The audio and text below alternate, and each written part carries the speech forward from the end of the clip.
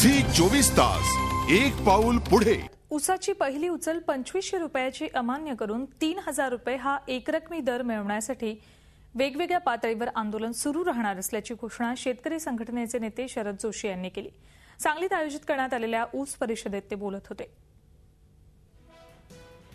ऊसाचा पहिला हप्ता 2500 रुपये जाहीर केल्यानंतर स्वाभिमानी शेतकरी संघटनेने तो मान्य केला होता। त्यामुळे दोन शेतकऱ्यांचा बळी घेणारं ऊस आंदोलन संपलं असं वाटत असताना आता ते पुन्हा पेटण्याची शक्यता आहे।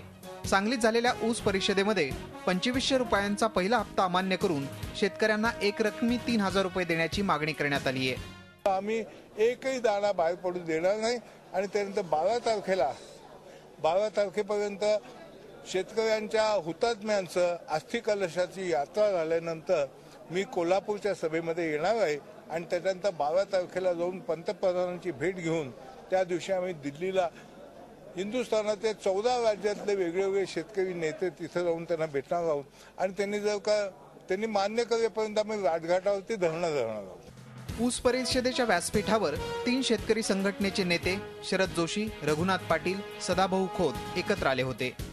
पूर्वाश्रमीचे शेतकरी संघटनेचे नेते आणि सध्याचे भाजप नेते पाशा पटेल आणि शिवसेनेचे नेते लक्ष्मण वडले हेही या परिषदेला उपस्थित होते।